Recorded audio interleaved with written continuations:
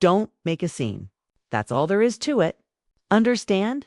With that single dismissive command from my half-sister, Kelly. Every bit of warmth and excitement I had been carrying for days shattered like glass.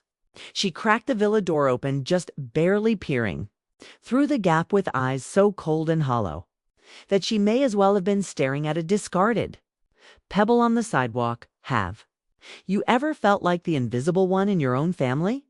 If you have, you know the weight. Tell me in the comments. I'm here. I'm listening. The first thing that hit me was the temperature. A blade of frozen lake air slapped my face, metallic on my tongue. I stepped off the gravel path, and the pier lights cast a white halo around the cottage I bought, earned with overtime, night shifts, and every raise I clawed my way toward, not my name on the deed. My credit. My menus written inside. My lists. My home. Laughter surged from inside, warm, smug, familiar. I recognized every voice. My sisters, my stepmother, my father, and the fiancé only ever looked at me when he needed something assembled, fixed, or paid for. I tried the handle. The smart lock chirped, eager to greet me, recognizing my code yet. The chain across the door had the final say. Through the sliver of space, I saw a blur of tree lights, curls of golden ribbon, and my own reflection in the glass, red scarf, wind-bitten cheeks. And the truth I'd been refusing to admit. They were early. They were already inside. They didn't care if I walked in on time because they never intended for me to walk in at all. I stepped back. Snow whispered under my boots. My hand found the tiny pinecone ornament in my pocket. My mother's ornament. The last small thing I had of hers. A smooth edge where years of my thumb had polished it down. I carried it for strength. Tonight it felt like a signal flare. From inside, Brooke's sugar-coated voice floated out one of those orders disguised as etiquette. As if I was supposed to know the unspoken rules. As if paying for everything meant I should also sign away my dignity. I imagined the catering trays I ordered, the linens I chose, the cedar and orange peel candles I paid for. All handled by people who would never thank me. The HOA gate had scanned my license plate when I arrived. My guest code was used long before I got there. They didn't stumble into the house. Planned it. I inhaled slowly and let the quiet part of me, the part they didn't train speak. This is what families call peace when they don't want to examine what it costs. 1. Daughter swallows every insult until her throat forgets how to object. They warn her not to make a scene because scenes reveal truth-stained carpets. They call her dramatic when she notices the bill, oversensitive when she recognizes, disrespect, ungrateful when she stops apologizing for EXISTING the trap. Cruelty, disguised as calm. I learned to be their calm. I learned to bring my own chair to tables, pretending not to have room for me. I learned to shrink myself so the picture stayed pretty. Tonight the weight of that training sat around my neck like a choke. Collar Taylor's laughter rang out like crumpling wrapping paper, and my father answered with his perfected baritone. The words didn't matter, the tune did.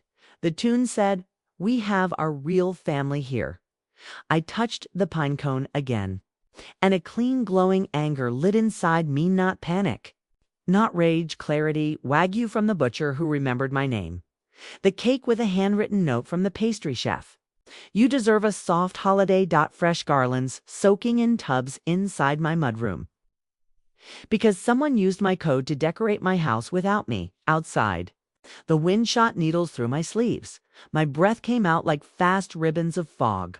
I leaned nearer to the cracked door and spoke, not because I expected a response, but because I needed to hear myself. I am the owner. Let me in. A burst of applause answered me from inside, someone giving a toast. A toast to what? Certainly not to me. I stared at the lock. And the lifelong reflex to explain myself, to shrink, to justify collapsed like a tent in a storm. I didn't need to plead with people who enjoyed cutting me out. I didn't need to audition for a role in my own home. I pulled out my phone, not for comfort, not yet first. Spine. The pinocchio warmed in my hand. I remembered being 12, sewing names onto stockings for everyone while my stepmother memorized the guest list. Mine had been hung last, and slightly lower as if I was a footnote. I told myself it was fine. It was not fine. It rewired something in me. If I am useful, they will keep me close. Usefulness is not love. Usefulness is a leash. Snow hissed across the lake. The pier light flickered, steadied itself. I matched it. My voice didn't shake this time. Open the door. Someone turned the deadbolt knot to open it. But to reinforce their answer, the click on their side echoed a click somewhere inside me. A switch I had been hunting for my whole life. I stepped back, shoulders level, heart even. I was not here to beg. I was not here to prove I belonged in the house I paid for. I was here to stop exchanging silence for dignity. I pocketed the pinochle, lifted my phone, and for the first time in years, chose my voice instead of their picture. Snow scraped sideways across the windshield as I slid into my car. Engine shivering, heater struggling. The pier lights sliced the dark like a single trembling candle. Faint music still bled from the cottage, my cottage. I steadied my phone against my knee and called. My name is Daisy Carter. I'm the owner of a property on Cedar Bend. There are people inside who entered without my permission. I spoke every word as though I'd rehearsed them for years. Maybe I had. The dispatcher's voice was calm. Do you have proof of ownership? Yes, I answered. The deed, HOA registration, payments, entry logs, everything. Stay in your vehicle. Officers are en route. The line went silent. The heater ticked. The pier light blinked twice. Then held steady. My reflection in the car window looked almost peaceful. Not angry. Not shaking. Just finished. Sirens appeared through the snow blue, weaving through the storm like ghosts. I stepped out, boots sinking into the drifts. The officers greeted me, checked my ID, scanned the documents. One nodded, the other radioed. All verified. You're the owner, Ms. Carter. We'll handle this. I watched them walk to the door, firm grounded, the weight of authority finally back on my side. They knocked. Police. Open the door. The music cut out instantly. I could picture the scene. Tiffany's frozen smile. Brooke's stunned eyes. My father scrambling for diplomacy. He could no longer weaponize. The door cracked open, the chain still fastened. Ryan's face drained of color when he saw the uniforms. This is an official eviction, the officer said. You have 5 minutes to gather your belongings and leave. Non-compliance will result in arrest.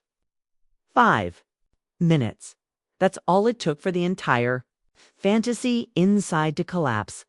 A house that moments earlier roared with laughter fell into a suffocating silence. Tiffany, with perfect hair and no coat, Brooke gripping her phone. Like a weapon with no power left, Ryan unable to look at me. Taylor crying as if tears could rewrite evidence. My father tried the classic please. It's Christmas, let's talk. But for once, he knew the rules weren't his to rewrite. They filed out of my house through the snow without speaking to me. Ghosts dissolving behind the drifting white. The officers waited until the last taillights were gone, then turned to me. You're good now, ma'am. The property is yours. I thanked him. The sentence felt unfamiliar in my mouth. Thank you for enforcing what was already mine. The wind hummed against the eaves. The pier light stood still, no longer trembling. I looked down and realized my hands weren't trembling either. Inside, the living room was a battlefield of their rushed exit half-packed chaos. Abandoned coats, a cracked glass, food scattered. The fire still burned, casting ribbons of soft orange over the floor, and for the first time in years, the house didn't feel crowded. It didn't feel tense. It didn't feel borrowed. It felt mine. Everything they'd tried to steal space, joy, peace, was still here, waiting for the first time in years. Silence didn't feel like punishment. It felt like ownership. And somewhere deep in that silence, I knew this wasn't the end. It was the start of something colder, cleaner, and mine. The first thing I did after they were gone was stand completely still. No music, no voices, just the hiss of the fire and the faint crackle of pine. I hung my coat on Theric and stared at the living room I had built with my own hands. Every candle, every ribbon, every garland was exactly how I planned it. And yet it felt like someone else's house. I reached into my pocket, pulled out the pinecone ornament, and hung it on the branch closest to the hearth. It caught the light immediately. Warm and alive. "My Mithers light?" I whispered. "It's justice again." For a long time I simply breathed. The ache that had lived behind me ribs for years didn't scream anymore. It hummed like metal cooling after fire. I realized this feeling wasn't numbness, it was power. All my life, people mistook my quiet for weakness. But silence can also be armor. When you've served long enough pretending not to notice the cuts, you start to learn where to place them back. That's the invisible chain. Survivors wear the 101 Cs. But you feel every time you breathe. Tonight, I felt it snap. I walked to the sofa, ready to clean and thoughts when I saw it. Something black wedged between the cushions. Tiffany's phone unlocked, still warm. For a second, I just stared at it. My reflection hovering over the screen like Kia, ghost deciding whether to haunt. Then I opened the messages. A group chat. "Brooke Taylor, remember to use Dice code before she gets here. She pay for everything. As usual." A flood of laughing emojis. Then Tiffany again. "Real family first. She can have the leftovers." My stomach didn't drop. It didn't twist. It steadied. I scrolled further and the mask fell completely. There it was, a thread from a week ago. Tiffany bragging to her club friends about the charitable way she'd registered. My cottage. Shahad turned my property into a public brag, collecting donations through her social circle under my name. Calling May her sweet stepdaughter who insists on paying for everything. I took screenshots of every message, every timestamp, every photo they shared of my living room, pretending it was hers. Metadata saved. Forwarded to my email, a digital record that would outlast Danyan's lies. Then I went outside for a minute, stood on the porch, and watched the snow drift across the frozen lake. The wind carried the faint sound of sirens from far off. Fading into the night, I realized I wasn't waiting for rescue anymore. I was planning. I opened my phone again, this time to dial Thepipol, who had never needed proof of who he was. Pei answered first, her voice sharp with worry. "Desu, are you okay?" "I'm fine," I said, "but I need you. And I need Daniel. Justin and Alyssa, bring the very thing. Laptops, scanner, camera. I'll explain when used here." She didn't hesitate. "We're on our way." I ended the call and looked back at the pinecone ornament glowing above the fire. It looked small but steady, just like the pure light outside, unbothered by the storm, shining anyway. I wasn't angry anymore. I wasn't broken. I was awake.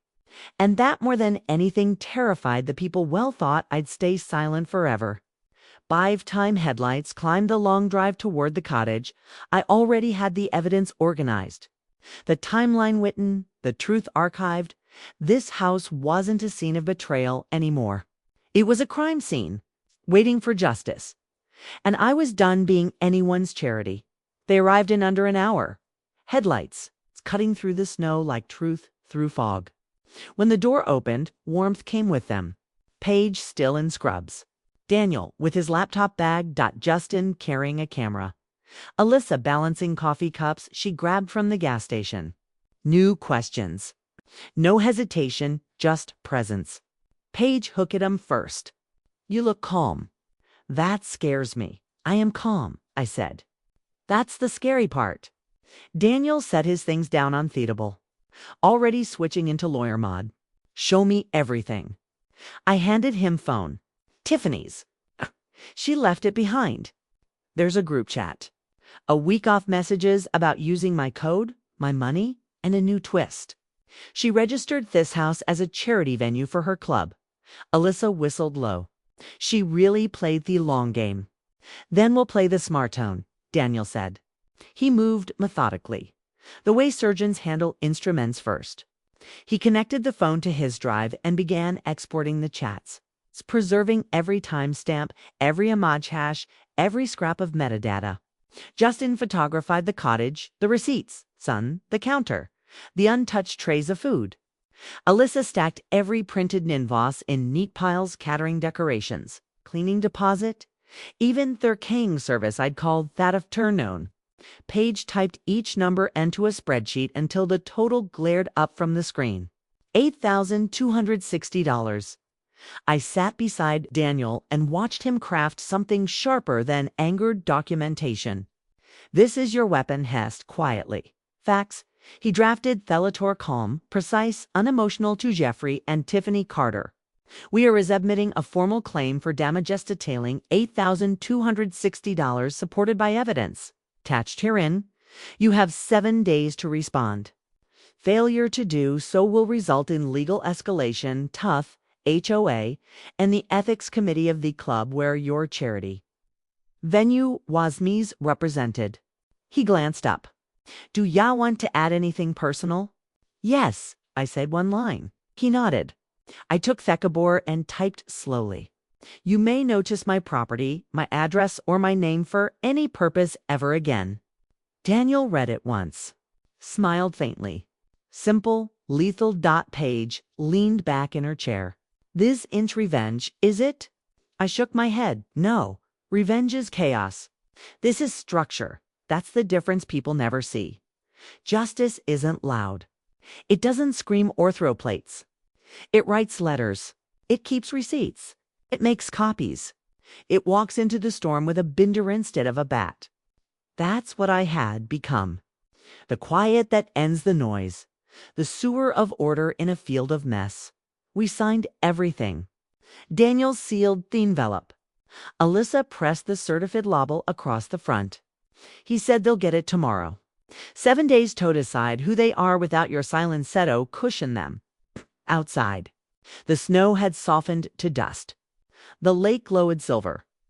Paige touched my arm. What are you going to do now? I looked toward Thepier light, burning steady through the window. Sleep, I said. In my own house, without checking the door. And for the first time in years, that simple sentence felt like power. That night, I lay in bed and listened to the wind against the glass. Not as an intruder, but as a witness. Every sound belonged to me again. Every creak in the wood felt like the house exhaling with me tomorrow. The letter would leave Mahans. Tonight, peace stayed exactly where it was supposed to. 7 days passed, like water over ice, slow on the surface, relentless underneath. On 30th morning, my phone buzzed. A new voicemail. My father's voice, smaller than I'd ever heard it. Daisy, please just talk to me. The letter. Your stepmother's beside herself. This can't be how we end things. I didn't call back. Instead, I called Daniel. That afternoon, we met them at his firm, a long glass table, spotless. Reflecting gall, the faces that used to define mine. Jeffrey sat hunched, eyes rimmed red. Tiffany wore her best winter white lipstick, perfect. But hands trembling, the envelope with their names lay between us like a verdict already sealed. Daniel kept his tone even. You've reviewed the claim.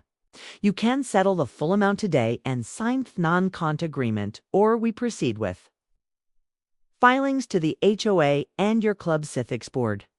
Tiffany laughed. A short, cracked sound. You're blackmailing us? Daniel didn't blink. No, we're informing you of your options. One restores order, the other invites exposure. Entirely your choice. I watched her jaw work. Pride fighting panic. Jeffrey's hand trembled as he reached for the pen. Well, pay, he whispered. Just let's end this. The checkbook opened. Those signatures slid across paper. A sound softer than snow, but it carried weight. They both signed the non-cont clause beneath it. When it was done, I stood. Tiffany looked up at me. Voice trembling between fury and disbelief. How could you do this to your family? I met her eyes. Family doesn't steal from you and call it tradition. Jeffrey opened his mouth, but no words came. The man who once told me, don't make things worse. sat silent while things collapsed around him. For once he let it. I turned to Daniel. Are we finished? He nodded completely.